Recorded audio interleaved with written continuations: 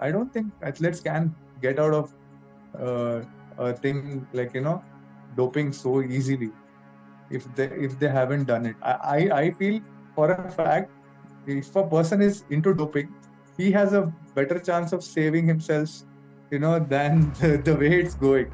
And it's very depressing. I can't explain. There were times when I was like, I had given up on everything, like, and like it was like my downfall. I was depressed. Very people around me were like, "Why you like this? Go out." There's no enthusiasm in life. When you have something that you love so much go away from you, that too for something that you have not done. Okay, some mistake that you're not done from your end.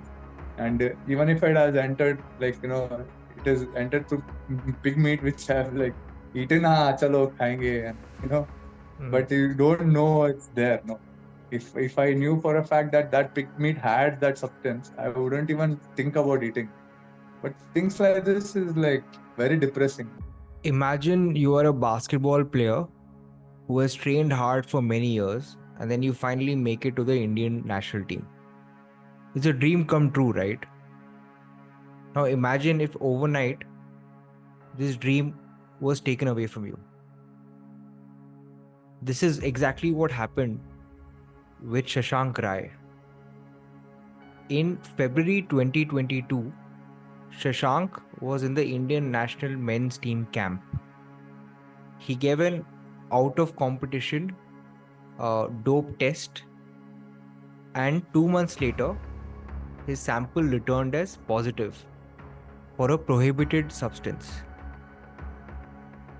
Shashank was shocked. He had no idea about this prohibited substance that was found in his body. So naturally, he appealed. Right? He appealed first against the decision of the National Anti-Doping Agency's panel, which handed him a 4-year ban. He also went to the ADAP, which is the appeals panel, and they upheld his ban. Shashank also went to the Court of Arbitration for Sport in Geneva, Switzerland, and they refused to hear the matter, saying that he was not an international athlete at the time at which his sample was taken. By this time, Shashank has spent thousands, if not perhaps lakhs of rupees, trying to clear his name. His main point is, I don't know how I could have tested positive. The only reasonable explanation I can think of is that maybe this is a result of the pork that I consumed. Shashank Rai hails from Mangalore in coastal Karnataka, and pork is a very common part of the Mangalorean cuisine. Right? So this was his defense. Now, the few media channels that did cover this, they caught on this term, right? And they covered it because it sounds like a lame excuse that I had pork and I tested positive. But Shashank claims this is the truth. He, along with his legal team, they submitted documents, they had witnesses to corroborate the story, but none of these arguments worked. So both the ADDP and the ADAP, they upheld Shashank's 4-year ban. Now imagine for a 31-year-old athlete to be given a 4-year ban, right? So which means that by the time he returns to play, his prime is finished. As we speak, Shashank is fighting this in the Karnataka High Court. I'm not taking his side, but this interview today with Shashank and his advocate, Achyuth Jayagopal from Krida Legal Law Firm, will take you deep into this case and the struggles that Shashank and his family have faced. Right? His reputation is tarnished. All those who were sort of supporting him when he was in the Indian camp, made it to the Indian team, many of them, have fallen by the wayside. It's his family, it's his father who are standing by him to clear his name.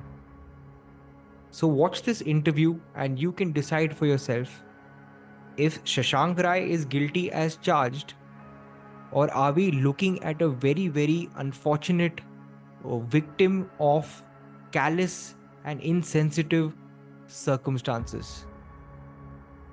This interview is divided into two parts.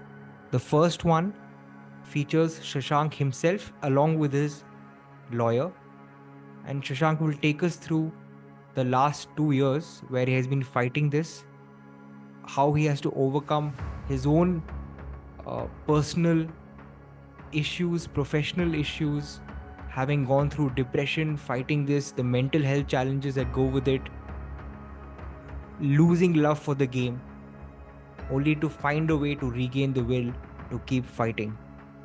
The second part of the interview is with Shashank's advocate, Achyuth, who will analyze appeals panel order which upheld Shashank's 4-year ban. The only reason they are even speaking is because they don't want this to happen with any other athlete. So I hope you find this interview, this deep dive, useful, and let us know in the comment section what you feel about this unfortunate situation with Shashank Rai.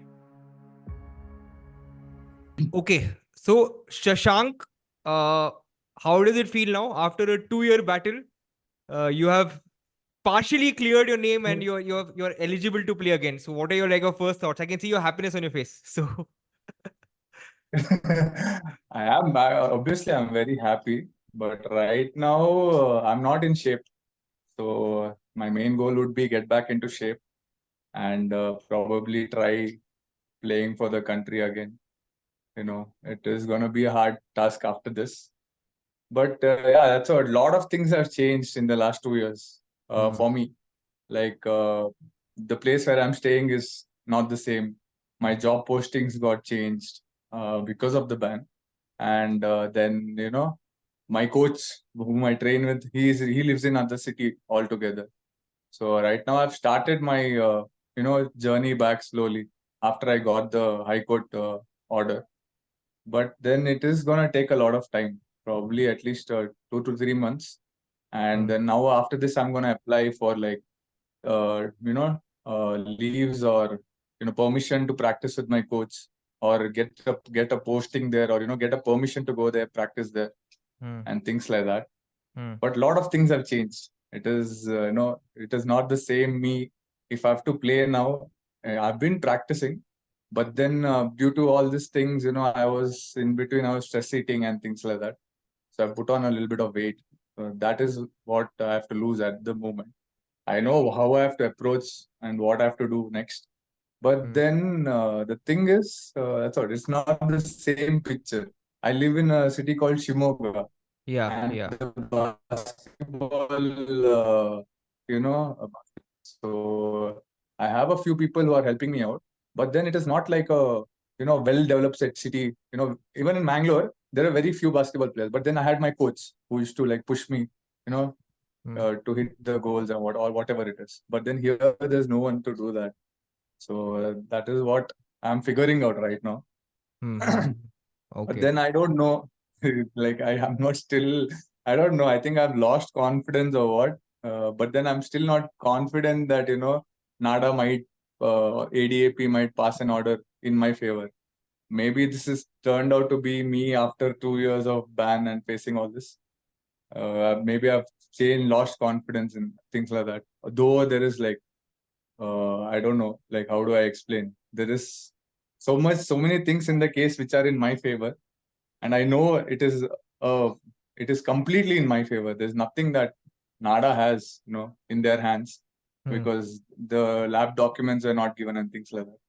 So I don't know. I'm still not confident that the order will be in my favor. That is the thing. So that is something that has changed in me. Where I used to be a person where I should be totally confident, even if I had to play the best player in the country against the best player in the country. I used to go with that full-on attitude where no one's greater. Like I don't think I still have that same attitude in. But then yeah, I'm gonna push myself. I'll try getting back into the game. So once people started getting to know, I already got a call from 3, 4, coaches, players. They want me to come play for their team and start off small, play some local tournaments and things like that. But it's gonna be a hard journey after this. That is what I've realized. So mainly, that's what I'm planning to move to Mangalore for a while under my coach. So that they have to pass a letter, they have to start a camp under the district association. So they are planning to do that. But then in that also they are scared that between the camp that NADA might pass an order against me. So they're not willing to do that yet. So we're just pushing that forward. But once I get into that, once I move to Mangalore and I start a camp, I hit it like I always practice hard, very hard. I don't think I've been in the Indian camp and all. I've seen people practice. Nobody practices as much as I do. That is for sure. So that is the main goal. But someone needs to be there to motivate me and push me there. Okay. So that's the goal. Start practicing hard and get my game back. Okay. But then Nada's thing, I don't know what is gonna happen. That is the question. Yeah. So let's see. Yeah. No. So cool. So on that, and since you obviously mentioned the case and NADA, so we have your advocate here with you, Achyuth. So Achyuth, can you just help us take us through the chronology of the case? For those who may not be familiar, if you can just give us obviously like the broad overview of how this entire thing began and how it has progressed across various levels of decision making.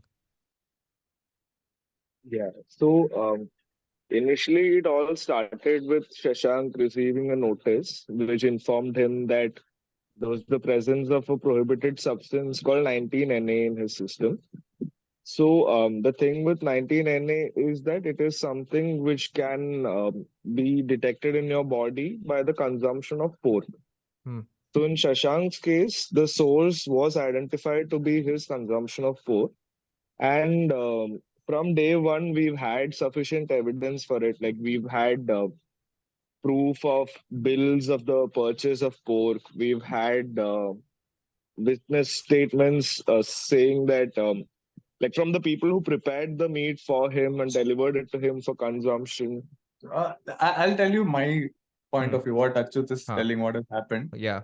So, nationals, I was playing senior nationals. Correct. I think that was April 10th or something. It got over. 14th or something, it got over. And I had worked like really hard and I needed a break. So, finished the nationals. I played really well. Karnataka came bronze, which was unexpected. We got a bronze medal in the nationals. And I went for a trip and all that. And I just started practicing. It was like a week after nationals, a week or 10 days after nationals. So I practiced really hard that morning. And I think it was around 11 or 12 o'clock in the afternoon on 27th of April. Okay. Suddenly a mail popped up telling, I saw the mail. I'm like, what is NADA got to do? Like, some mail.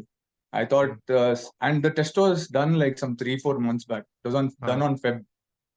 So, like, okay, maybe some confirmation or something. I don't know. I just opened the mail and it was like a shock to me. Like, I couldn't read the substance, the substance. It's now I've like done so much research and I've gone through so many paperworks and all that.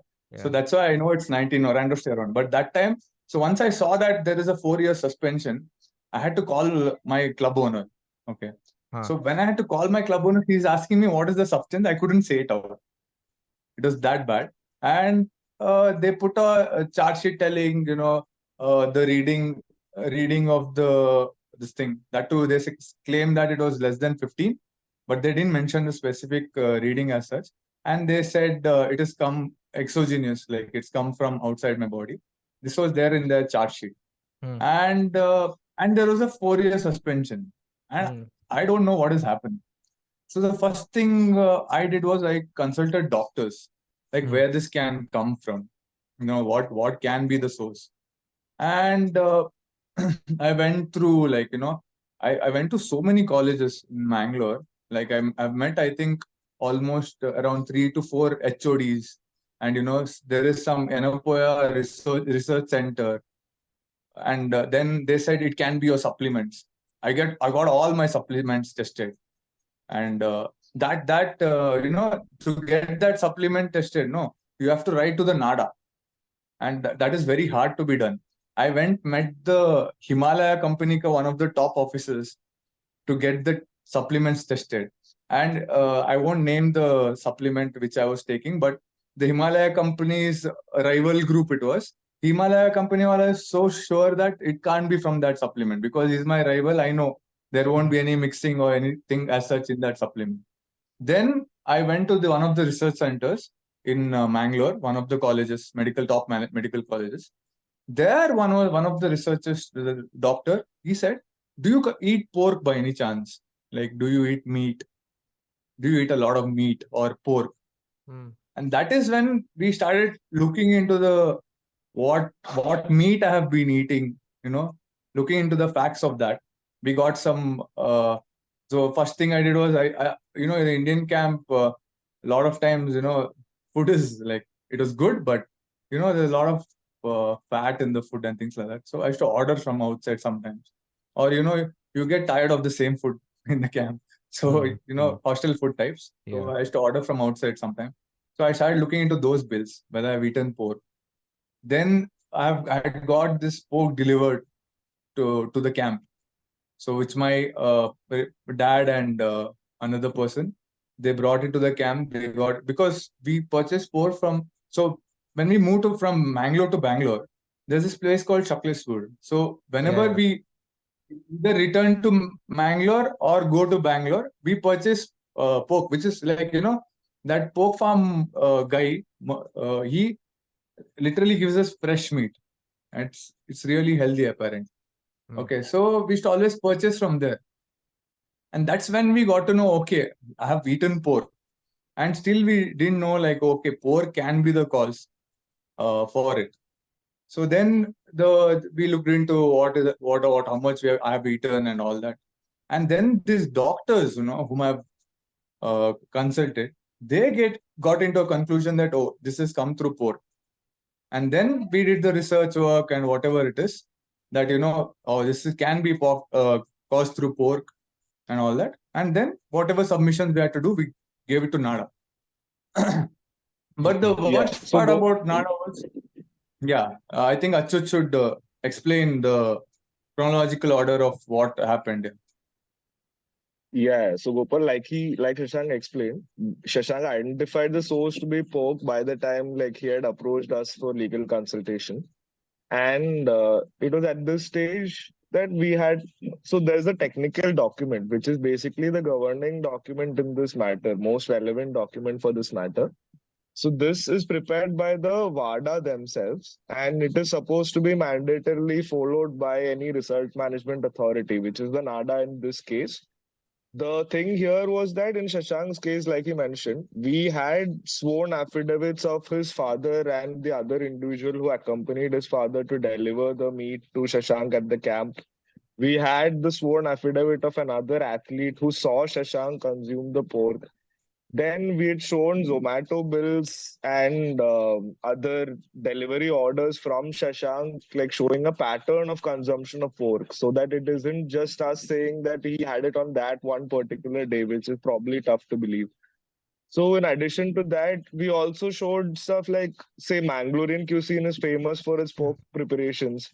And like being someone from there, we showed them the cultural relevance of this to the to like residents of that area. All of this was submitted to the NADA. And in contrary, there were a lot of obstacles here. So the NADA, in the notice which was sent to Shashank, hadn't mentioned the quantity which was detected in his substance. So they're supposed to provide these lab documents, which is essentially all details concerning the maintenance of temperature, the chain of custody of the sample, all of this. They're supposed to maintain and share the records of this with the athlete so that the athlete and any legal defense associated to it may be taken. Like, say, non-maintenance of temperature in this particular instance could lead to the amount being higher than 2.5. And if it was actually below 2.5, there's no violation per se. So a lot of factors like this played in NADA still to this date. It's been 2 years since sample collection, more than 2 years since sample collection. To this date, we are not in receipt of the laboratory documents pertaining to the initial test the NADA did at Delhi. So there's a confirmation test called the GCC IRMS test, which took place in Rome. And in the test, what happens is essentially if 19NA is detected in an athlete's body, this test states that whether the origin of the 19NA is exogenous or endogenous. But the NADA has failed to account for the fact in this case that the technical document says if an athlete claims that their defense invokes the term of consumption of pork as his or her defense, then there is the requirement for a pharmacokinetic test, which is another excretion study for finally conclusively determining whether it is pork or not, the source. So and the thing to be noted here is that in NADA proceedings, the burden of proof for an athlete is just limited to the balance of probabilities, which is like to the satisfaction of the panel, the athlete has to show that so and so substance is the source of the prohibited substance and that they consumed it unintentionally, their degree of fault is less. So we, basis our evidence, we strongly believe that it's more than sufficiently clear that he did consume pork on the day of testing and the night before testing, and that pork is possibly the source of 19NA. But the NADA has just stuck to the fact that the GCC IRMS says that it is exogenous, and they've ignored the athlete's plea from like as early as August 2022. Shashank has on record submitted to the NADA that pork is the source. But even in this point of time, till date, there has been no pharmacokinetic test done on Shashank. And doing it now serves no point also, essentially, because the body metabolism has changed of the individual, all of it.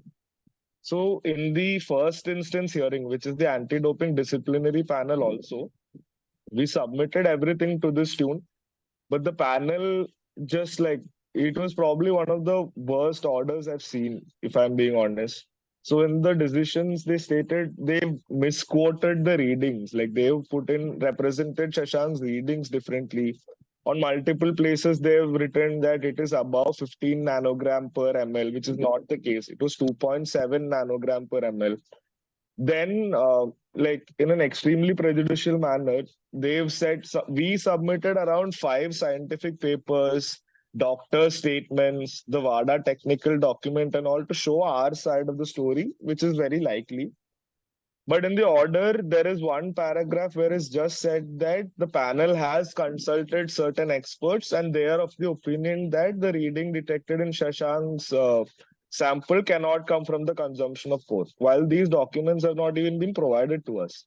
It is one thing that even the lab documents were not given to us, but here, even like such corroborative evidence they've relied on to reach their conclusion has not been provided to us. So there's been a lot of discrepancies with the NADA. So aggrieved by this, we decided that it'd be safer to go to the CAS because the CAS has dealt with cases regarding consumption of pork in the past. A quick point here, While CAS is the Court of Arbitration for Sport in Switzerland. Yeah. Yeah, for people who may not know. Yeah. So in the NADA's code, there is a provision which states that for international level athletes, cases may exclusively be appealed to the CAS, the Court of Arbitration for Sport. So we relied on this provision. But another issue in this process is that the NADA has often there is a document called the International Standards for Result Management, which provides for certain obligations on these authorities, say like NADA. So it is a thing that the NADA has to cite in their order what is the course of appeal. So what the NADA does is they fail to identify in all cases whether this particular person is an international level athlete. And as a blanket practice, they just state in every order that you have to appeal to the anti-doping appeal panel, which is the national second body. But in a lot of cases, we have successfully taken cases straight to the CAS because we could establish that these are international level athletes who we are representing.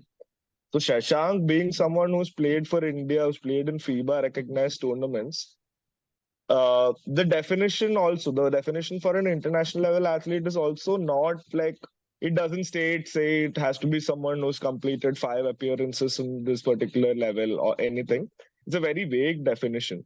So we appealed to the CAS, but the CAS stated that they sought a clarification from the FIBA, where FIBA also gave like a very mixed answer. They were just like, they left it to the interpretation of the CAS essentially, where finally the CAS is just like, just playing for India doesn't make Shashank an international level athlete. So we had to come back to the anti-doping appeal panel for an appeal. And here also, it took a long time. Like after filing the appeal, it took around 4 months to get a hearing with the panel. And then at the hearing, there was an interim order which was passed, which initially asked the NADA to communicate and find out about a pharmacokinetic test being done. What is the possibility of the same? And in an extremely like nonchalant manner, the NADA just didn't care. They didn't follow up or anything. We sent around 4 follow-up communications, all ignored. There was nothing from the NADA in this particular matter. And then finally, like the panel took cognizance of this, wrote another interim order where they like properly admonished the NADA for how they're treating the athlete. And then, in a very funny twist, the NADA turned this on the athlete. They sent us a mail saying that now the athlete should also look for avenues to perform a pharmacokinetic test, which made no sense and led to further confusing the panel. The anti-doping appeal panel then started questioning as to where is it written that it is the NADA that has to do such a test, when like a simple perusal of the documents pertaining to this even shows that the athlete is not even permitted to send their samples or supplements for testing to these accredited laboratories. And when such is the case, the fact that this confusion arose clearly shows that the panel is also not as adept as they should be ideally to deal with such complex cases. So it was at this stage, during this long drawn out procedure, that we decided to parallelly move to the Karnataka High Court for relief, considering how this was almost like turning out to be a very exhaustive process. It's been close to 2 years. We don't see the end of this process. And this is where finally the High Court we requested for an urgent listing and all. And finally, the High Court took cognizance of the unfairness the athlete has faced in this case. And they've granted him an interim order, which is the state we've reached right now. So now Shashank is eligible to play as per the directions of the High Court, even though the NADA has not cleared him to play yet or like given a final order to the same. Okay. This is the legal chronology and what has like transpired so far.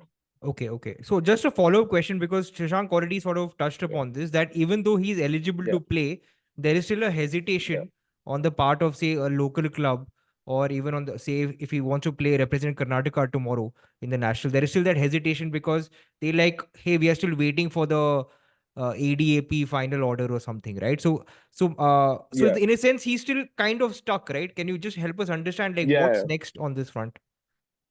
Yeah, so right now, the final hearing has been concluded. The ADAP has reserved the matter for orders. And after the final hearing, the ADAP sought from both parties, the NADA and the athlete, another set of additional submissions towards establishing who actually holds the responsibility for conducting a pharmacokinetic test. So we have made those submissions also. 28th of March, we filed our additional submissions in response to what NADA stated there too. And so this is where we are at. Like 28th of March, we've submitted our like last set of submissions towards the anti-doping appeal panel's consideration, and we are now awaiting an order. So the order again can be anything. The ADAP can choose to stick by the 4-year ban which the anti-doping disciplinary panel imposed on Shashank. They can deem that it was unintentional and set a punishment which like normally what happens is, considering so much time has lapsed, they don't want to admit a mistake on their end also. So there is a good chance that they say he was, so they give him a 2-year ban and allow him to play from the date of issuance of the hearing.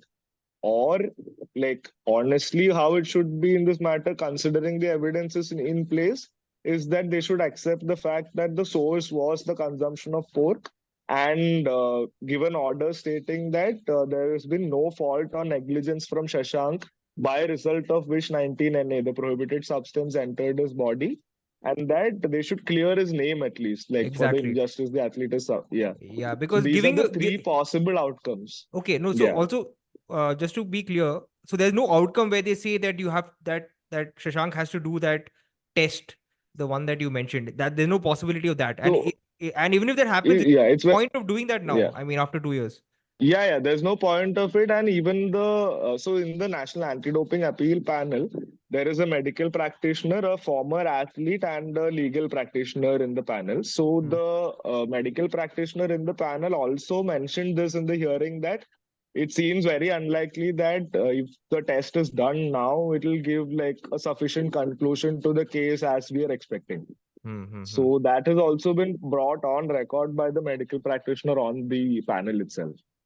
Okay, okay, got it. No, no. So thanks for that context. So Shashank, coming back to you, I just want to sort of go back a bit, right? Because one thing I also noticed, because and that's the reason I also reached out to Achyuth about a couple of years ago, that there were newspaper reports, okay, in 2022. I think it was Indian Express or something, and Yes. and for them it drew the attention of select news media, because they were like, excessive consumption of pork is like a first of a kind reason. It sort of became almost like a bit of a like a joke, as if you were making up an excuse, right? So you have Excellent. told me you already shared your initial shock, right, when you got that email from Nada. But my question to you also is, apart from yourself, obviously there was disbelief from your side, but because this is important people for people to understand. Most people say, okay, yeah, this guy has doped, right? And then your whole reputation goes for a toss, right? So my question to you Mm. is, what was your immediate family's reaction, and how did they support you? That's question number one. And the second one is also, outside of your core circle of family and friends, there is also that extended community, that of acquaintances and people who will be like, they start deserting you, they start ignoring you, they feel like, oh, this guy is tainted. So can you just help understand the contrast in terms of how both these sides reacted? Okay. So my family, how do I tell you? So my family at the moment, in the beginning, we are, I don't know how to explain, but since you are also from Udupi, Yeah, we yeah. are a lot like, in the family, we are like that side of people, we are like God-fearing people. Okay. Hmm. So my family in the beginning, they were like, come, stand in front of God and tell you have not done it, something like that. Huh, Okay. huh, huh. Okay. So once I'm telling that I don't know what has happened, okay, they're like, okay, then we're gonna stick by you. We're gonna push. We're gonna fight to whatever extent it goes. Okay. Hmm, hmm, And I think my dad hasn't slept in the last 2 years. Like even Achyut knows for a fact. hmm, I don't think my dad lets Achyut sleep. Like he's made so many calls. I think he's run around more than me because of my job and things like that. I was stuck in one place, but he's put in so much effort to get my name cleared and going to the high court maybe. And my hearing in the high court, mostly I don't attend, but my dad is always there. He's always there waiting till the hearing is over. I was very lucky when it comes to that part. hmm, I don't think I can be as good as a dad as him. He set up a hmm, role model. If your son is stuck in such a situation, what do you have to do as a dad? That hmm, I can never forget. It's like it's gonna be there. It's gonna be a part of my life, like all the time. hmm, My immediate family, they were very supportive, and there is my club which I represent, Mangalore Basketball Club. My coach and the club owner, for that fact, they were never they never had a doubt, like even for a second, that this has been something like intentional or anything. They knew for a fact, like, oh, this is something has gone wrong. Okay. Hmm. But there are some aspects, like for example, I had gone for this, so that there was a forest meet in between, which is Yeah. very important, okay, for department.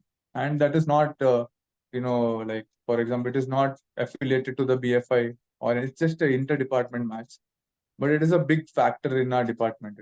When you're working for the department and you don't play that tournament, they create a scene.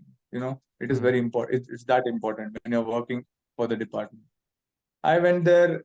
There are some 4 state teams which are protesting, telling, I won't name the state teams, but telling that he's fixed for doping, and what you people are letting him play. And my department senior officers came to me. They were comparing me to a thief and things like that. Hmm. That was the biggest humiliation I faced. Like they were like, Shashank, we are forest officers, we catch criminals, and in case we catch someone and till he proves himself not guilty, he's not guilty. So, and I questioned at that moment that, are you seriously calling me a criminal? Like, are you seriously calling me a thief? And then, and they said, you don't have to play. We won't create a scene. They didn't cause any trouble. Like, my Hmm. job was never into any issues, but they were like, that thing was the biggest humiliation in the last 2 years. I went there all the way till Chandigarh, and this thing happened, and I'm telling them as per the rules I can play, but then that didn't make a difference to them. And then after that, I was like, once they said that, I just packed my bags, took the flight. They said wait and watch all the matches. Like no, I just left, and I had like a lot of mental breakdowns. I don't know how to explain it to you. It's like, Hmm. so my day starts with basketball and ends with basketball. Like if I tell you my routine, even now I have started like since last 2 weeks.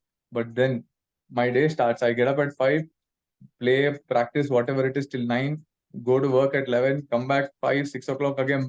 I'm back on. I come back home at 10. I come home only to sleep. That's how my daily routine is. And when someone says like, oh, things like, no, you're not allowed to play matches, all of a sudden, where you're like in the peak of your career, I think that nationals was one of the best I've had. I Hmm. was scoring every alternate game. At least I was the top scorer for Karnataka. I was Hmm. averaging around 25, 26 odd points, and we were thrashing everyone. We beat services by 40 points, and Hmm. that's not easy. Something like that is for a Karnataka state team. It's never happened, and Karnataka placed like got a medal after some 20 years. So we were having an amazing team, and this just didn't impact my career. People around me. For example, I'll take their names like Saukin, Hmm. and they were Rajat. They were like the closest. I think Gopal knows. Yeah. Yeah. I've seen we always teamed up and we played. They left the country. They went. Saukin's in Spain now. Rajat is in Germany. They all plan to move out of the country and try their basketball careers there, because it impacted their game also. They wanted to play so badly, and they were always behind me like, when will this get cleared? When will you know? And everywhere, the worst part is, so recent, like like few years back, I started representing the country and playing at that elite level. Wherever any function or anything you go to, when's your next match? Sitting and explaining this whole thing, you and it's a I think we are Indians are not that developed yet. They don't know you know head and tail about this. We are not developed like foreign countries. They don't know anything. And what freaks the most is, I'm sure, like, after even if I give a comeback after this, there'll be haters or players or someone, once I start performing, they'll be like, hey, that guy, he's injection, doping, those kind Hmm. of things. That's always going to be there. That's like a black mark on your career. Correct. So all these things are there, but then there were some people who still supported. Like my teammates never questioned, and for some reason, in Bangalore, there were a lot of players who used to message me and ask me things, and they were like, I didn't have to tell them that I didn't do it. You know? Hmm. They had Yeah. a assumption like, we have seen you, we know for a fact you've not done it. And this is not like one or two people, there were like some 50, 60 odd people who have messaged me and asked me, and they were like, don't worry about it. We know for a fact you have not done it. And these people are like, I've not even spoken to them. I don't know, that's some kind of a blessing, maybe. I've not even spoken to them before this. They like message me, try to console, and be a support. Mostly from Bangalore. And Okay. then some people from the Indian camp also, they were like supportive. But then, yeah, this thing is always there that, whether I prove my innocence or not, whatever it is, they're always going to have that tagline, okay, he was into doping, he was into that. Okay, okay. You touched upon a bunch of points, right? So there are a couple of things I want to follow up with you on. So I totally get. So yeah, it's not my job to take sides, right? But that's the same sense even I got because I've seen you play, and Achyuth knows I've been hounding him every few months. I send him reminders, asking what's happening, and also I think we also have a common friend, Achyuth's batchmate, who used to be on the same Yeah. basketball team in NLD Jodhpur, who was junior to me, right? So, and I think he's the one who put you in touch with Achyuth. So that personal connection is there, but at the same time, as you know, like I mean, when you study law, we have to be objective, right? So yeah, so that's it. Yeah, there's no. It just seemed crazy that this is happening to you, which is also why I think it's important that this perspective has to go out. And coming again to the Mangalore side, I get your point. And the timing also of this is so significant is that you had just made it to the Indian team, right? In the last 4 or 5 years is when you cracked the India Saba team. And I know, for example, especially in coastal Karnataka, we don't even think of playing for Karnataka. Playing for Karnataka is like the limit. Oh, bro, Udupi guy made it to the Karnataka team, right? So for someone from there to make it to the Indian team, and then when you have that and then that gets snatched from you. So can you just uh, tell us about the timing of this, when you were making it for India, you're playing for India, you were among the top, you're going to become among the top names in Indian basketball, and then this happens. So can you just specifically talk about the timing and the impact it had? Okay. So this was like after Sabah, there was a camp going on. Yeah. I think it was started in the month of January. Hmm. Okay, 2021. So what happened was I knew for a fact like I wouldn't be a part of the team. Like in the Indian camp, it gets clear like how the way the coaches treat you and things like that. Hmm. It becomes so clear and evident, and so most of the players come out and tell like you're not going to be a part of this team this time. And there were some 3 4 players from Karnataka Hmm. in the camp. But for some reason, every year, every tournament, only one person from Karnataka used to get selected. Okay. So since I had just played Saba, I knew for a fact that I won't be a part of this team because they'll give chance to the other players from Karnataka. Hmm. Okay. Hmm. And my motive was simple that in the month of April, Nationals was announced. Okay. I was just practicing for that. So I know that this camp is not going to get me anywhere. And there were times when this test happened. Okay, this is the most funniest part of it. Okay, so when the test happened, so they were taking attendance, and they were like, "You're not a part of this team. Do you want to give the test?" Like they asked me like casually, "Do you want to give the test, or we can let you go also? It's not a like you don't have to give the test." I said, "No, no, I'll give the test. What's wrong in that? I'll give." I came forward like voluntarily and gave the test. Okay. So the test happened and things happened. 2 3 months there was nothing, no news about this. The test happened in the first week of February, and 2 3 months there was nothing. Like the things went on.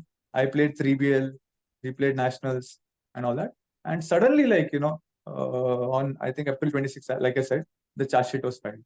Okay, but Hmm. there are some fishy things okay about this. Like so one is there was one of the coaches, I won't name him. So I got the charge sheet, and like 2 days after that, I didn't know it, things are going. News was spreading so quickly because I hadn't made it, public. I started getting calls from one of the players, senior players from Karnataka. He said, "What happened?" I said, "I don't know. I've received like this.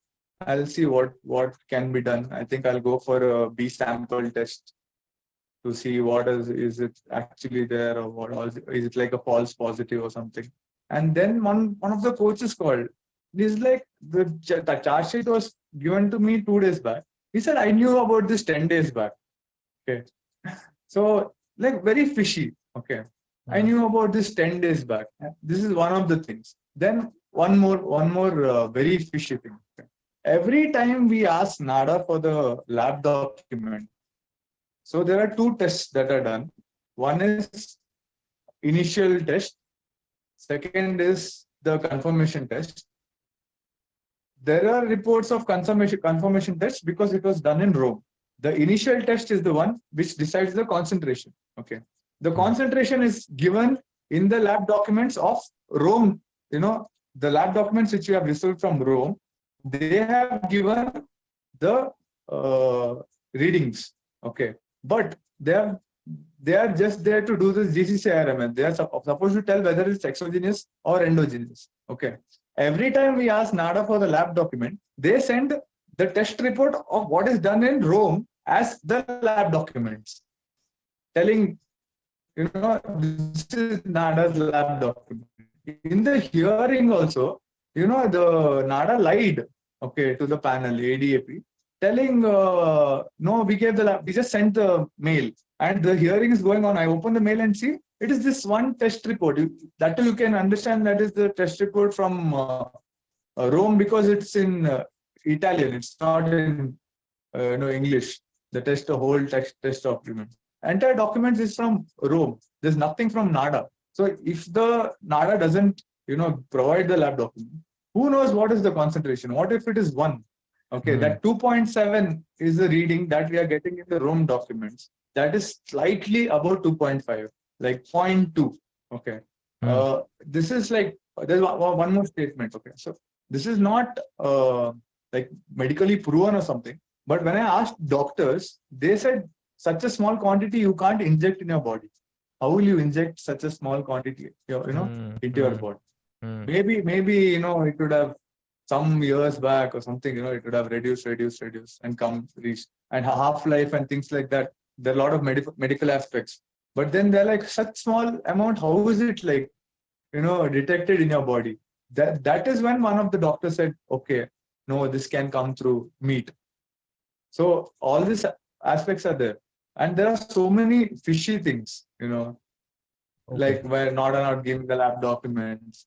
And then they claiming, and one more thing. So ADDP, the disciplinary panel, we had a hearing. We have given our written submission and everything. Okay. NADA hasn't countered or given a written submission to ADDP. And they just put me on a 4-year ban. They haven't given anything. There's no written document in that hearing. That hearing that happened in October 2021. There is nothing from NADA's end. And they just put me on a 4-year ban.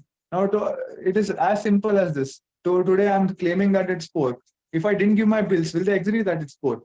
Same thing comes to the readings. No, if they are not giving the lab document, how can they put an athlete on a 4-year ban? That is so many things are there, and mostly it's all very technical. I think I've studied the document for like a month or 6, like around 6 months, and like continuously read so much. Worked with some. There are some journalists I've approached, spoken to them. They taught me some things. And they said, no, see, this is what it is. Then I had to cross question, telling, what is this? How can this happen? This happen, this happen. We have eaten Achyuth said so much. Like, how is this possible?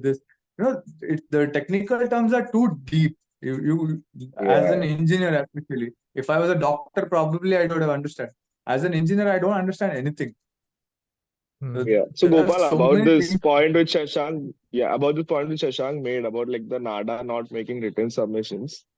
So here, like, it's very important to note that, as I said, the athlete's responsibility is to prove on a balance of probabilities, while the NADA's is to establish it not beyond reasonable doubt. That is not the responsibility set to them, but for them, it's beyond a balance of probabilities and to like a greater convincing satisfaction closer to beyond reasonable doubt.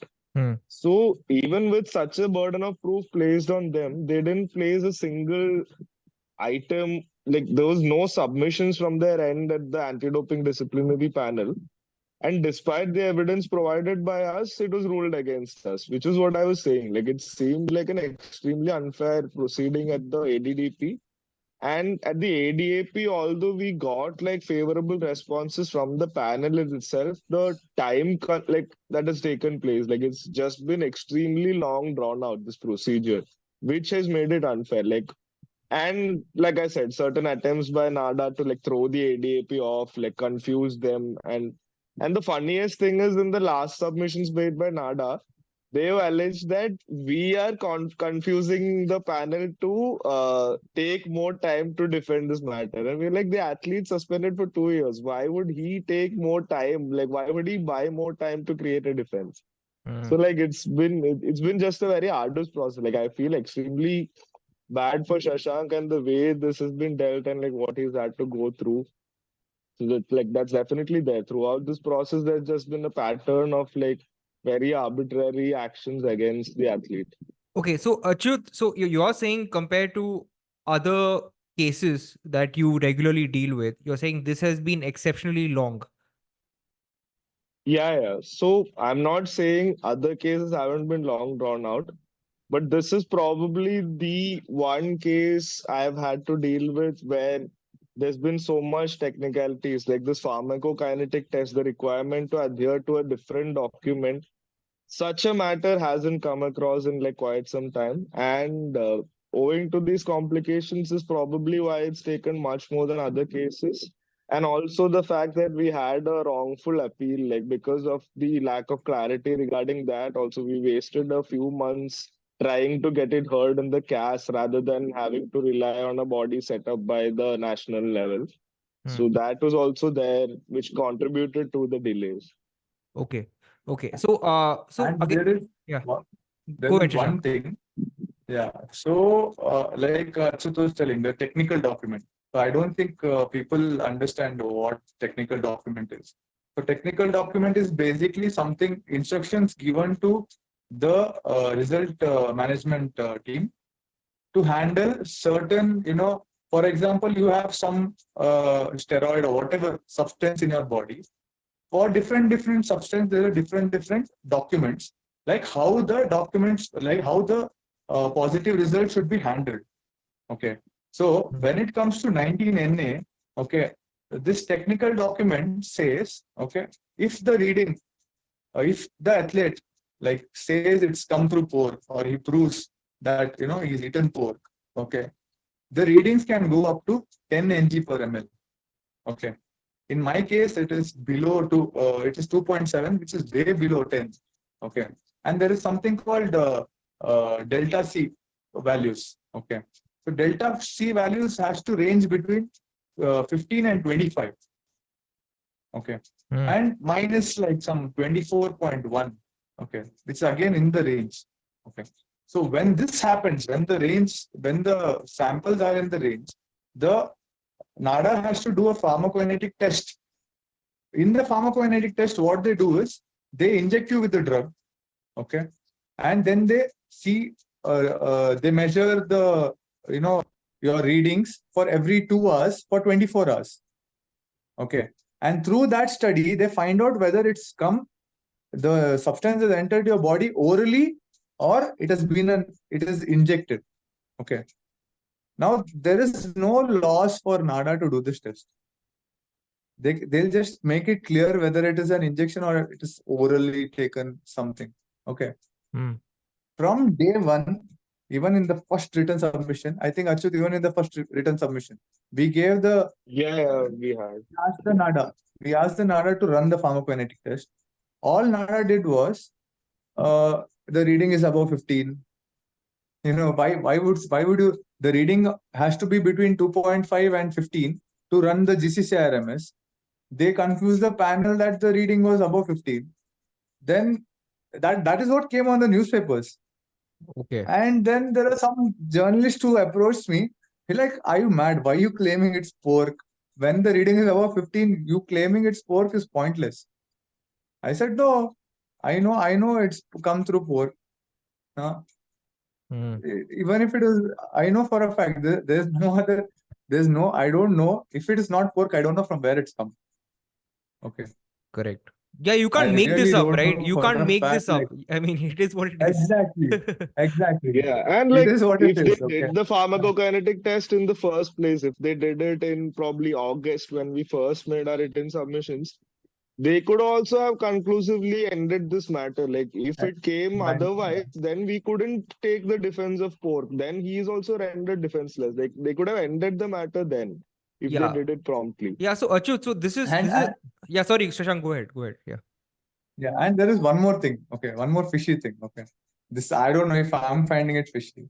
So ADAP asked them to go for the pharmacokinetic test, and they asked them to approach some labs. Okay, my GCCRMS was done in Rome. Except for Rome, they have approached some 3 4 other labs, and those 3 4 other labs are claiming that this can be done in Rome. After that, also they have not approached Rome Hmm. till date. Okay.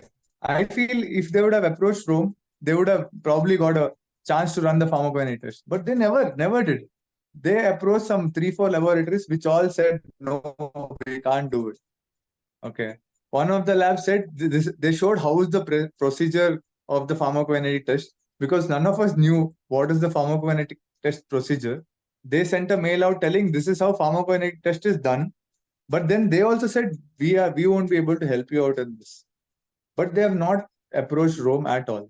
This is one more thing I just wanted to say. Okay. Okay. No, no, I get it. And so Achyut, again, so now my question to you is let's hope obviously that you get a final favorable order from ADAP, right? Shashank is able to play again. But my point is he's lost these 2 years, right? And one of the main things that we all know in the sports community is that every year of an athlete is equivalent to 4 or 5 years of any other profession, right? Because an athlete only plays at the highest level for 15, 20 years. So my question to you, Achyut, in the larger sense, not in this case alone, obviously in this case as well, but if a player is acquitted of these charges of prohibited substance consumption or whatever the case might be, are players under the current legal system, are they entitled to some sort of damages in the sense, because even going to Rome, right? There's also financial cost here, right? Shashank, I mean, he has his family support, his parents, or he's putting in his own money through his professional job into fighting this legally, right? So my question to you uh, is there a larger solution to situations like this where there is an apparent miscarriage of justice, and how do you, as a lawyer or as a legal professional, I mean, how is this larger question addressed? So in the national levels, at least, unfortunately, the system doesn't really provide for a recourse to the athlete, like you mentioned. But if suppose this was an appeal in the CAS, even then damages, I can't recall them being granted, but at least like legal costs and all have been recovered by athletes in CAS.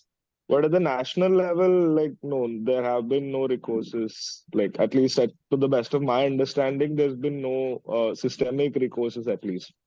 Okay, okay. That's obviously, I mean, that's sad. So basically the 2 years that are Yeah. gone, right? That's it. We have to just Yeah, live with that. yeah. Now Okay. all we can do is clear Shashank's name, and also there are certain promotions which Shashank was eligible for otherwise, which he couldn't because there has been an anti-doping rule violation alleged against them. So now if we get an order to the extent that there was no fault or negligence and that Shashank did not commit an offense in the first place, then he still remains eligible to apply for those posts. Like that is the best case scenario right now. Okay. And even in that case, you have to hope that the department grants those promotions, or otherwise you have to fight that also legally, right? Yeah, exactly. Shashank has already No, but undergone like legal resources, legal disputes with respect to the same. with my but no my there was just that one situation, and then there was one more situation where I had asked for posting me to Bangalore because there are there are no coaches and things like that in the place where I'm posted, Shimoga. Hmm. Okay, so I had asked for that. They didn't agree to that because, like, you're caught for doping and you're not playing and things like that. But apart from that, my department is not creating a issue as such. They were always like, you can do your thing. We won't interfere, but just try to get out of it as soon as possible. Don't. There are some officers who are in support of me also. So Okay. thankfully, that was in my favor. But then those two incidences where one of this was that posting thing. So that is actually at the moment it has become a very hard thing for me because practicing and things like that are very hard in Shimoga because there's no proper facilities. There's just one outdoor court which is not like it's like messed up. The court is in like some random shape, and then there are no coaches mainly to train. There, that court may something I can do. That is not an issue. Someone who can train me should be there. And mainly my coach is in Bangalore, or if I have to go approach some other coach, it should be in Bangalore. But in Shimoga at the moment, I'm just doing it by myself. That is gonna be a hard thing for me to get back into the game. And I've been now after this, since the order came from the High Court like a week back. Now I'm like my coaches and my club owners, they're planning to conduct a camp so that they can get me out of Shimoga and let me practice in Mangalore. Okay. The district association is planning to help me out. It's not yet happened, but the district association will help. The club owner Naveen Shetty, he's the head of the district association in Mangalore. They never let go of my hands. Like they're like, we are there with you. And there was one moment where I quit. Like I'm not gonna touch the ball after this. Yeah. I used to get calls for like some 7 to 8 hours a day from this guy's coaches and this club owner, like literally giving me a counseling session, telling no, you have to practice and things like that. So now after this also, I'm sure they'll start get me back to the sport. But then all these things are there. You can't do anything. Like for example, there is one of the athletes, okay, who is from Udupi, from your city. She got caught for doping. Okay. In I basketball? still remember. No, Okay, athletics. athlete. Yeah. Okay. I won't mention the Okay. name though.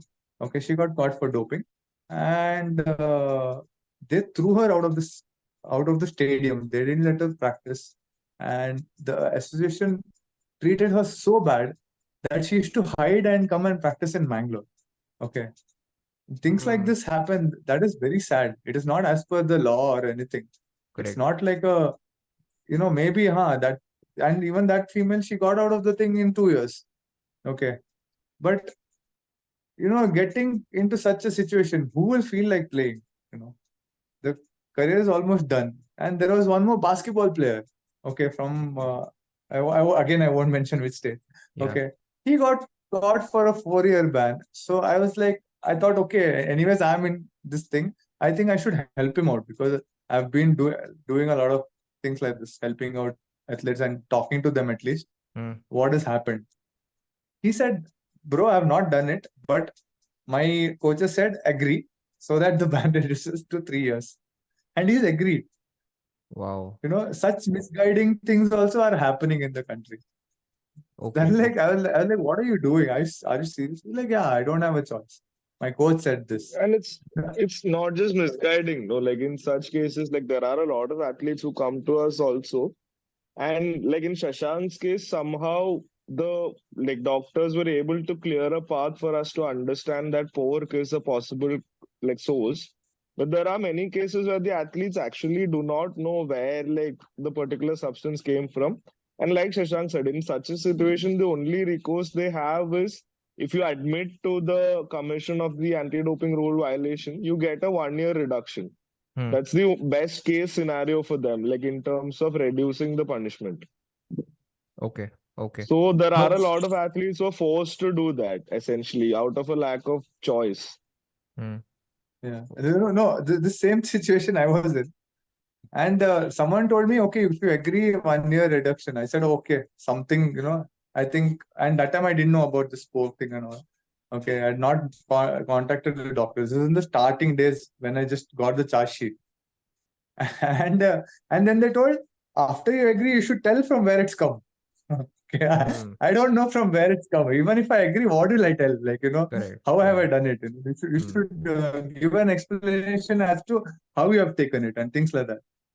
I don't know for a fact how it has entered my system if it's like, like this. You know, There are so many things like that. on a lighter note, Shashank, are you ever going to eat pork again? No, I've stopped You pork. just I don't go near. At the moment I've turned vegetarian. Okay, since like 2 months. So I'm not eating meat also. But yeah, meat, I think it's making me weak. Okay, there's no that protein intake is not there. But Hmm. then I was avoiding meat also due to this fear. Okay, that's gonna Yeah. like be a scar on my life. Someone gives me pork someday, I think I'll hit him, like punch him Yeah. or something. Telling, if he gives me pork, telling it's chicken, I think I'll hit him and, I get really pissed or something. Okay. No, no. So obviously, this is also, Yeah. this is also a larger question of awareness, right? Like, I don't think that, for example, national sports federations or state associations, we don't really support athletes in terms of telling them, hey, these are all the scenarios that could happen. I think some workshops do get conducted from time to time, but I don't think enough is being done, right? Because this obviously took Shashank by surprise, right? And how does an athlete prepare for these things, especially because if it's part of his culture and upbringing, growing up eating a particular food, you just do this instinctively, and right. So that of course is a larger question. There's no solution to that. So Achyut, the last question for you is that because there are young athletes, there are other basketball players also who look up to Shashank, who look up to other players who are probably going to watch this at some time, right? So, what are some of the general precautions that players should take at various stages, right from prevention and even if they can't prevent it to retaining evidence or documentation? Because, like in Shashank's case, there were these receipts, there were Swiggy and Zomato bills, right? Because a lot of this is evidence, right? They may not even pay attention. They may throw off receipt. How we don't even keep food receipts half the time. How are we supposed to know this may turn into a positive evidence in some case, right? So, what are some general precautions at various stages that athletes can take to minimize the possibility of something like this happening? Yeah. So uh, let's not start with pork per se. So contaminated meat is like Yeah. one of the toughest things to defend in like an anti-doping proceeding. Obviously, like you said, because people generally don't tend to like keep receipts or like say if you buy it from like a street side vendor and all particularly, it's highly unlikely that you get like a slip even like a bill slip or something. So for those cases, it is extremely difficult, of course. But otherwise, the major steps. So while evaluating a case, what a panel generally takes into account is whether the athlete. So for supplements, let's start with supplements. For supplements, the general consensus is that you have to either consult a medical practitioner before consuming it, run them by with the ingredients of the product and all, or like a coach or someone who is well equipped with anti-doping education who is provided to you by the federation or the club which you are affiliated with. Take their consultation first before buying a supplement. Then one more step which they generally tend to look at is whether you've done a Google search of the ingredients and compared it to the WADA's prohibited list, like to ensure that in the ingredients at least there is nothing present which might be comparable to a prohibited substance or which could lead to like by metabolized into a prohibited substance. So this is something that's need to be done. Then if you're buying supplements from a not so reliable place and there is a slight suspicion you have about a supplement but you're still taking a risk, then you have to keep a sealed packet of the supplement also with you and not finish the packet from which you are consuming. Because if you want to test the supplement which you're suspecting, you have to send both a sealed and unsealed packet to the NADA for testing. So, in a lot of cases, even if an athlete suspects a particular supplement, they might not have the particular packet from which they consumed it. They might have completed that entirely by the time this realization occurs. Hmm. So, ideally, they should not complete, they should leave a bit of each supplement while also maintaining or having the option of procuring like the same batch, like a product from the same batch, like trying to keep that option open. So these are some steps which are like especially taken with respect to supplements. And then another thing is the most athletes don't know that they have a duty of revealing that they are a professional athlete to doctors or medical practitioners when they're like approaching treatment. So this is a step that is highly advised. Then, as soon as so, if a doctor after you reveal to them that you're an athlete, they are aware. They suppose doctors are expected to be aware of the prohibited substances. So if in case they still prescribe something to you, the immediate instant step is that you have to apply for a therapeutic use exception, which is also something most athletes are unaware of. So if you're taking it for most medical procedures, this is something that has to be undertaken by athletes. So these are like some of the basic precautions that are necessary for athletes to take to ensure that these freak incidents do not occur. Like consumption of meat and all, even as a lawyer or someone who works with athletes regularly, I genuinely don't think there is a strict practice or regime I can give them, right? Like it's impossible. Like in Shashank's case, his parents purchased it regularly from that farm. So they had like carbon copies of the bills and all maintained, like they knew the bill slips. But if you are someone who's traveling around a lot and in that same period of time you consume pork from multiple cities, for instance, how do you even determine that? Like there's no way you can be foolproof about it. You can Mm. probably establish a pattern of consumption, but that also necessarily doesn't work out because in Shashank's case, when we submitted bills, like we submitted Zomato orders from after the date of sample collection, for instance, just to establish a pattern of consumption. And it was treated by the panel as an attempt by us to mislead the panel, saying that, like, why are you giving us bills of after the date? That is not something we asked for. So it is genuinely a very complicated affair. But yeah, like these are some basic steps I feel can be taken. Sure, sure. And I just yeah, Shashank, I go just ahead. want to add to it. Okay, so there are some same question. I have like started like some 2 3 practices to stay away from this. So one is there are a lot of supplements when you go to the supplement stores which have banned substances in them. Okay, I've noticed this. Okay, so always this is one of the practice I've started recently. When you buy a supplement, look for the symbol informed or tested by informed choice.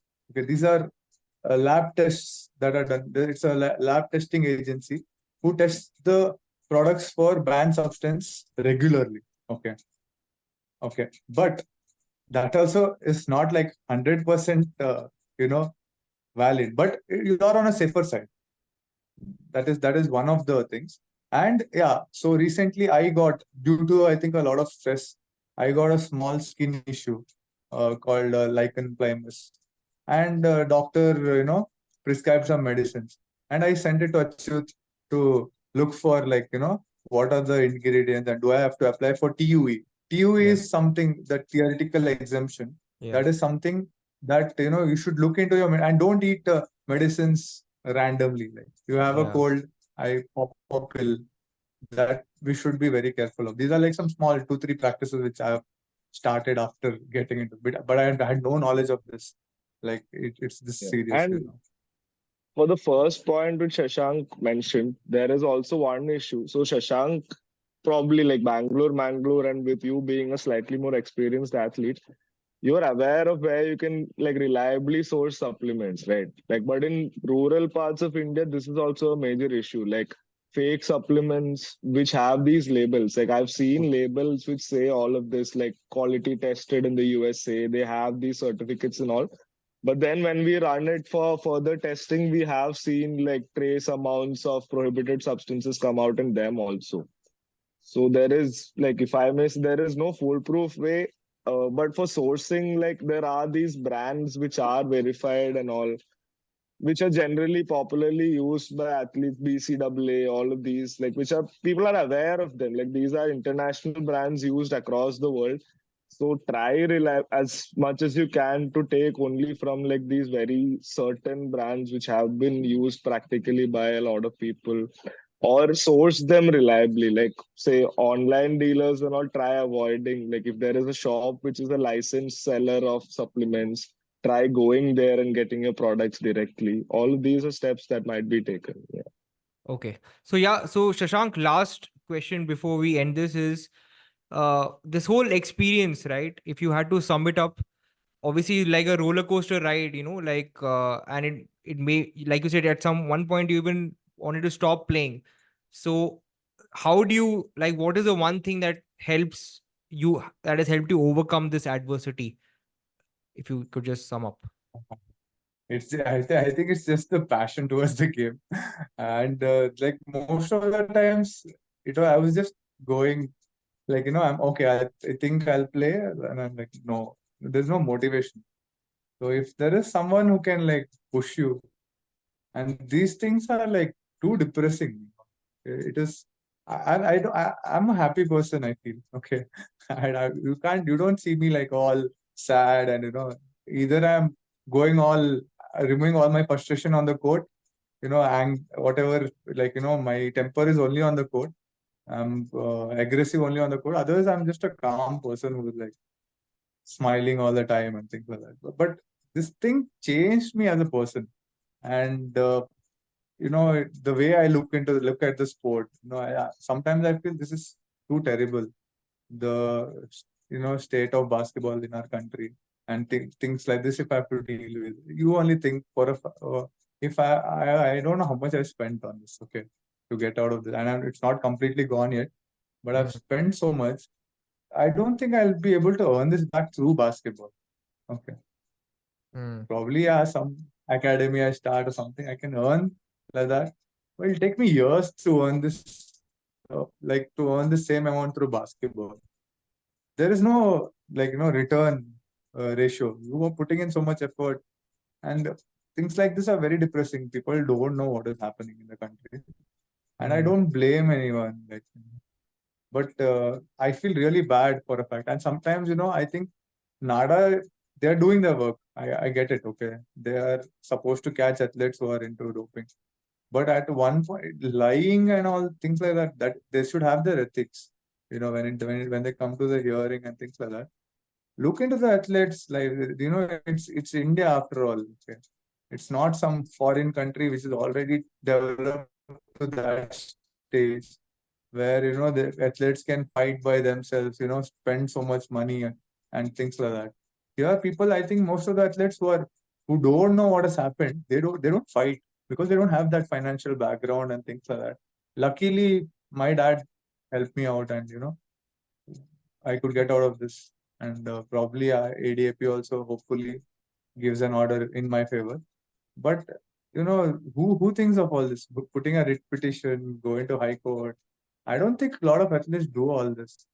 And thankfully I had Achyuth and MS Bhagwat in Bangalore, who were like who looked into the story, and they went to the depth of it and tried to get me out of it.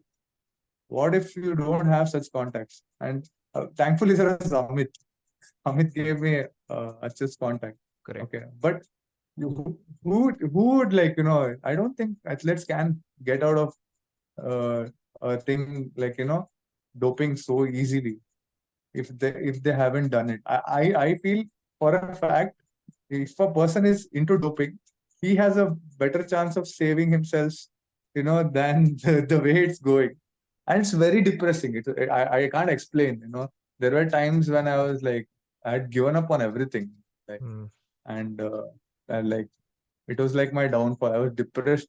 Very people around me were like, "Why you like this? Go out." There's no enthusiasm in life. When you have something that you love so much go away from you, that too for something that you have not done. Okay, some mistake that you're not done from your end. And even if it has entered, like, it has entered through pig meat, which I have like eaten, chalo, khayenge, and, mm, but you don't know it's there. No. If I knew for a fact that that pig meat had that substance, I wouldn't even think about eating. But things like this is like very depressing. And I feel, okay, there's one more thing I want to add. Okay. So apparently BCCI has an helpline, okay, to help athletes who are into, who get caught for doping. And they help the athletes contact their legal team and things like that. I think for basketball, BFI has to take this initiative. Maybe this sentence might be controversial or whatever. I really don't care. But this has to be done because I really feel bad for athletes who are getting caught for doping. And, okay, if he has done it, okay, fine. But athletes who have not done it, who don't have a family background, can't get out of it. I think as a community, we should look into this matter, seriously and, help athletes who are into it. Whether he has done it or not, they can explain it out and see what it is. That's all my point was. Yeah. That's a good point. So this I think is no one talks about this, the whole mental health aspect of it, right? You mentioned that players Yeah. can go into depression and stuff, and this is a very real point. And you mentioned also in a sport like basketball, already it's not like we are getting anything from it. Okay, so first you're not even getting anything from it, and then you have to deal with this. So would you like to just add something on that mental health front in terms of how did you manage to come out of it, and how did you stay, or how do you stay motivated? One is, of course, your father has helped you, you said that, but how do you focus on the fact that things will get better, or how do you keep going and overcome mental health issues perhaps? Okay, so I think from my schooling, schooling from the time of my schooling, I've always thought like I want to be the best in the country for basketball, and I've always worked towards that. There have been downfalls and there have been things like that, but then I've always tried to come back up. In this case, particularly, like I already said, my dad. Okay, Hmm. so there were times I said, "Let's give up." I'm done with this. Let's not fight. I really am done. I don't want to spend more money. But then he didn't stop. Okay. He like I will. I don't think he'll stop after the judgment also. Okay, Hmm. there are so many things that are unanswered, and I don't think I'll also stop because of him. Even after even if the judgment is in my favor of ADAP, there are some things we still have to go get into. Okay, and I don't think we'll stop there. Okay, so that is one thing. I have someone like my dad who was supporting me, but most of the athletes, I don't think. I think you'll have to meet a counselor to Hmm. get out of the stress, so much stress. And every single time I got a mail from NADA, you know uh, while opening it, I used to have an anxiety attack, like so much Yeah. fear, like what is this, what can this be. And I was very confident after ADDP, okay, because NADA didn't produce anything. I thought I'll get out of it, but then when that 4-year ban came on my head, I literally lost it. Like I didn't see the face of code for like almost a year. I said I'm not gonna play whatsoever, and half of the people didn't know where I was. Like absolutely absconded, and I was just looking at my work and things like that. But that thing always comes back and pricks you, man. Like if you're playing that passionately, somebody or the other will drag you, catch you from somewhere, and put you back in the game. So Hmm. this is one more thing that happened. 1 year I didn't play. One day, me and my friends had gone out randomly. There was a basketball court, and we just started playing. And I was like, "What am I doing?" And again, I felt like playing and things like that. Again, I started practicing and things like that. So now, yeah, at the moment, that's what it's always been, that aim that I want to be one of the best players in the country, and that is what is gonna be. But I personally, I'm not that worried about the returns. But if that is the case, like if you are actually into it, and since I have a pretty much secure job, I think I can give it a try again, play hard, and there are people around me to push me. That is my biggest motivation, I would say. Especially like my coach and the club owner also. Like imagine who does that, huh? When one player tells, "No, I'm not gonna play," the coach might be like, "Okay," but then these guys kept on calling me, literally torturing me. They've come home and take and drag me to court and things like that. Most of the time, when athlete gets caught for doping, they just leave them, telling, "Oh, you're done," and things like that.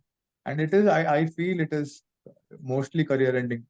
for most of the athletes once you are caught for doping. Hmm. So that is something you have to things have to change, but I don't know when it will. So Okay. next process will be lose weight, lose around 10 kgs. So that is my aim. I've started. I think one of my friends from Kerala, he already approached me for a tournament, which is after a month. So I think I'll lose some weight and try to play that. And there are some weekend tournaments and all keep happening in Bangalore. I think I'll just go start, after 2 years, how does it feel to play basketball? Go check it out.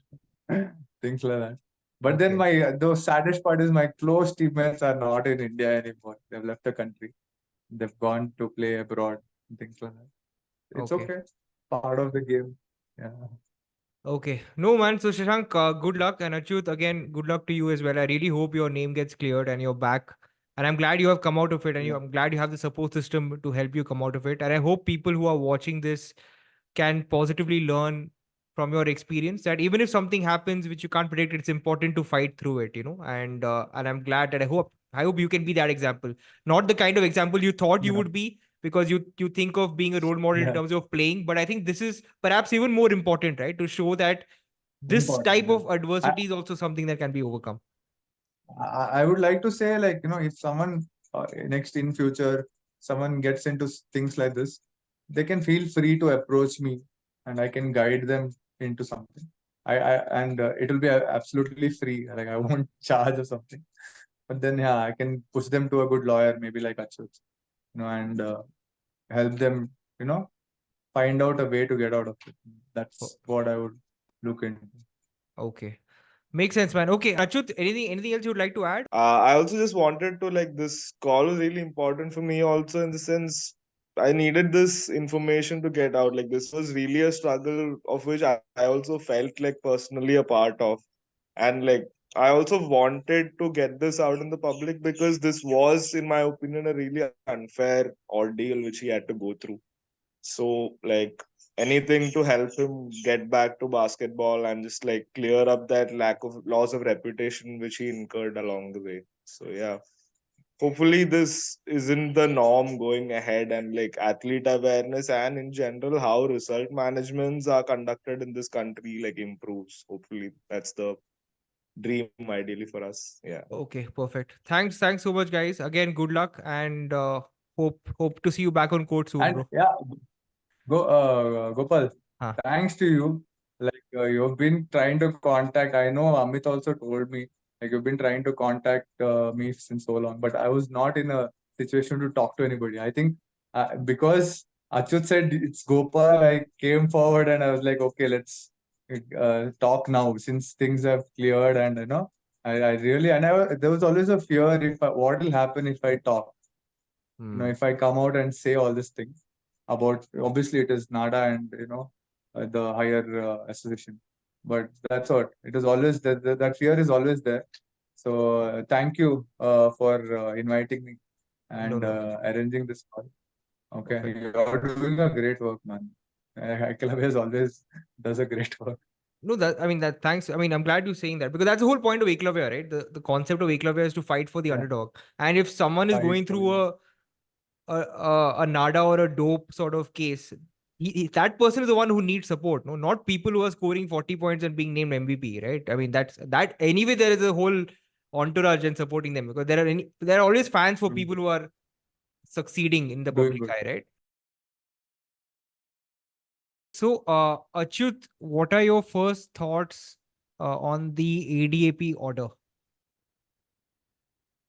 So the ADAP order has been like extremely adverse to the athletes, having like upheld the previous order of 4 years, especially in light of the fact that we bought out all the discrepancies, we submitted like additional evidence, everything which was demanded by the panel also in terms of evidentiary value was submitted, but somehow it appears to not have been considered. Like for instance, we had submitted a sworn affidavit which confirmed a witness to like Shashank consuming pork, but even that has been questioned by the panel in the order, stating that it's not sure whether like there's not sufficient proof as to whether Shashank has consumed pork.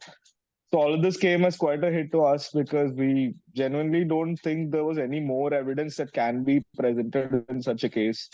And with respect to, like, say, passing the responsibility on to the athlete for conducting the test, also, we had made additional submissions after the third hearing, which we had, where we had shown the provisions, we had brought out the provisions which state that an athlete is incapable of sending samples for testing to other accredited laboratories and all during a process. And a pharmacokinetic test, for instance, can only be performed under such laboratory observation. So, like, it was impossible for the athlete to do it, which was why we couldn't take that responsibility. Instead, it's been reflected as us denying the responsibility rather. So, the order was quite disappointing in that sense. Okay, but the order also mentions that in other similar cases where such tests have been done, the athletes have been able to do the tests themselves. Can you just clarify on that aspect? Yeah, so that's also a misrepresentation, let's say. Like, they've not interpreted it correctly for our understanding. So, for instance, the most famous case regarding consumption of pork being used as an excuse, this was submitted by both us and the NADA, because for us, it was the case in which the CAS accepted that pork can be a possible source. Hmm. But on the other hand, in that particular case, the athlete could not prove the consumption of pork, like, because she had ordered the bills she had were for beef burritos, and her argument was that she was given pork burritos instead. So that was a much more tougher scenario to prove. Uh, Here, we had established consumption in a much straightforward way. Like, we had evidence to suggest that he's a habitual consumer. We had evidence to the tune of the meat being delivered to Shashank at the cab and of someone witnessing him eat it. So, in our belief, it was quite clear that we had established his consumption of pork. But unfortunately, with respect to case laws and their interpretation, also it's been taken in a different context to from what we intended to present it as.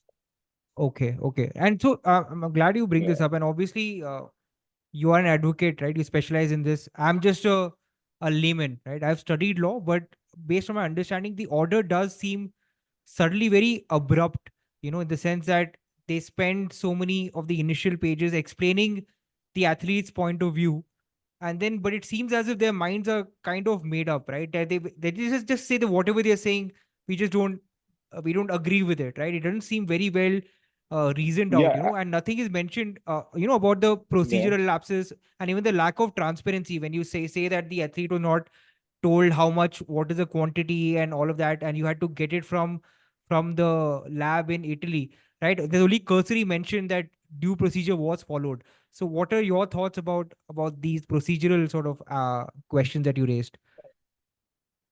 Yeah, so this also struck out to us how the panel has observed our submissions and brought it on record and then not addressed them. Like, say, the point with regards to the lab documents not being provided to us has been brought on record that we have made such a submission.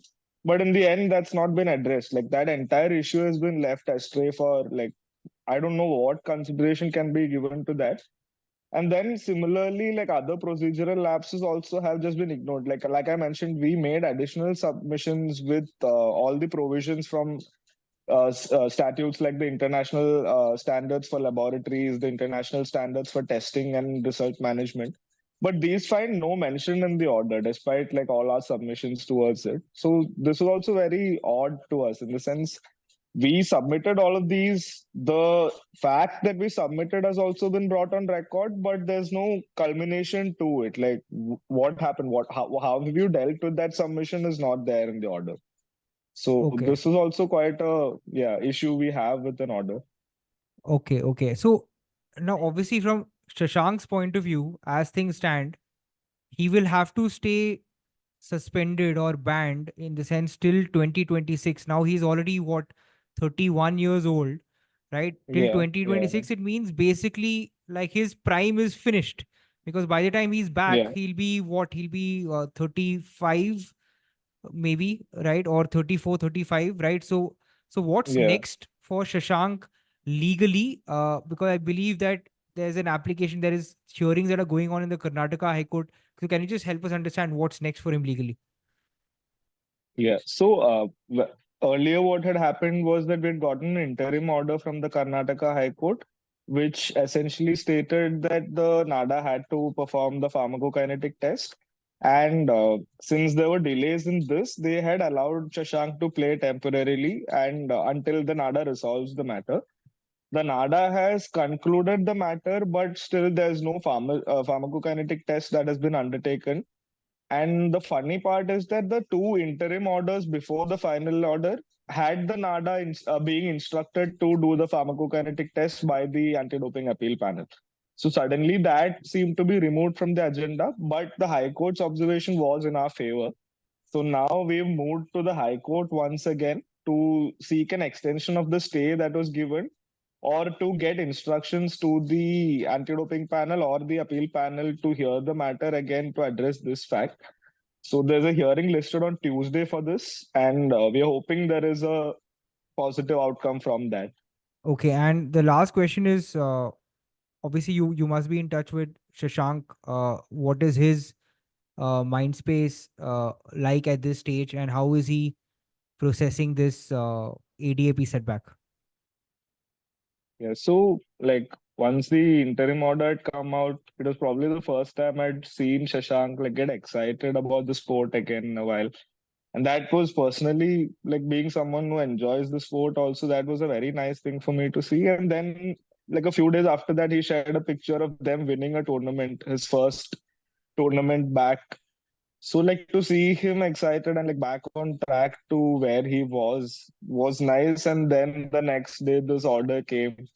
And like Shashank's first reaction was just that like he's done with this. Like he's just tired of the procedure and everything. I mean, it's 2 years for a layman to be so involved in like a legal proceeding which personally is affecting their career and all. It's just too draining, I feel. And 2 years of take this, and now again he can see no end to it. Like there's another couple of months easily before this can be resolved. So it's just unfortunate. I feel really bad to see him go through this again.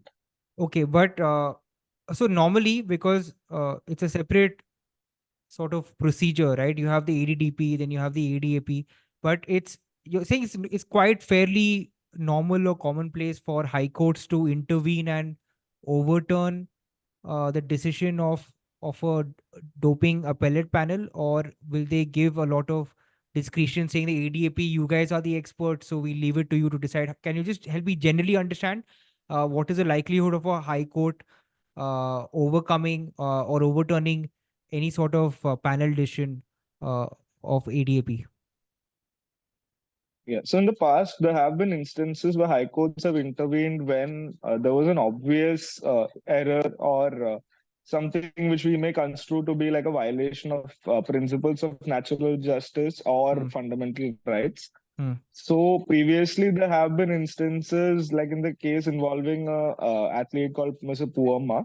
So in Ms. Puamma's case, the Karnataka High Court again had observed some very critical issues, mistakes in the result management process by the NADA, and they had set out a list of directions which they asked the ADAP to keep in mind while giving their order. Essentially, like telling them that these are issues we feel are there in the orders which you've given out, address them, hold another hearing, and then it was disposed. Like the Hmm. ADAP finally took note of these problems, and since there was some oversight from the high courts, I'm sure that also played in their mind, and the issue was resolved. So we are hoping to have such an outcome. And similarly, there have been cases like where for DNA testing also it's been allowed in the past by high courts by intervening with NADA orders.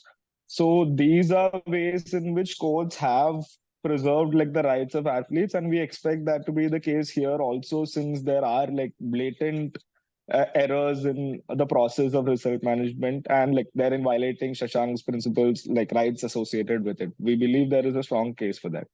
Okay, and my last question also is, again, in the larger sense, and also generally in how these cases, how it works. Now the order also mentions that all medals, trophies, certificates that Shashank would have won as a player in this particular window when he was playing, perhaps you'll have to clarify that. So they say that all those results are void, right? So again, I'm just saying practically how will this work, because it's a team sport, right? So when you play as part of a team and you win a medal, what does that mean? Like, does the entire team have to forfeit that medal? I mean, is that something that is immediately applicable? Because if you're talking about a national championship, perhaps, or a national games, now a team which has won a medal or even is in some standing, can you just help us understand like what has happened in the past? Because it causes so much confusion, not just for that team, but even for other teams below who are next in the standing. And there are jobs and promotions that are based on medals, right? So doesn't this set off a chain of confusion in the entire ecosystem in terms of the impact of such an order like this? So generally, how it is for team sports, if it's just one athlete from the team being suspended for a doping proceeding, the team's medal isn't taken away. That only happens when a certain threshold, depending on the number of members in the team, when a certain threshold of athletes within the team is broken. Say, like, suppose in a relay team, only if two or more athletes test positive will their medal be taken away out of four. So here, what is being affected is Shashank's personal consideration of the same. Like Shashank can never utilize that medal or say that he was a winner part of that team. If any other members of his team were also disqualified and they meet that particular threshold for basketball, I'm not sure what the number is for basketball.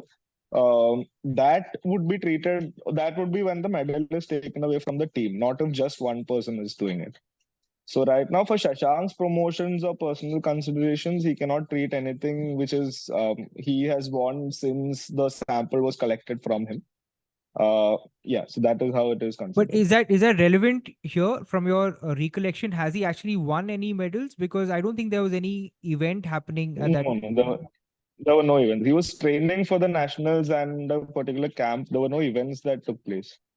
Okay, okay. So anything else you would like to add from the context of you being his advocate? What you would like to communicate to the people who may be watching this?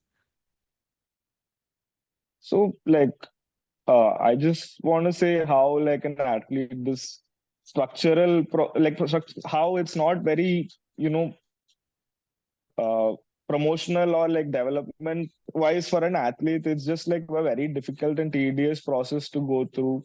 So any judgments or like social comment, media comments and all which are also passed really do affect these athletes from what I've seen. So it's just like give the entire matter and let it run its course before like any judgment is reached about a particular athlete and like a character assassination begins. That's all I could say, I feel. Okay, okay, perfect, done.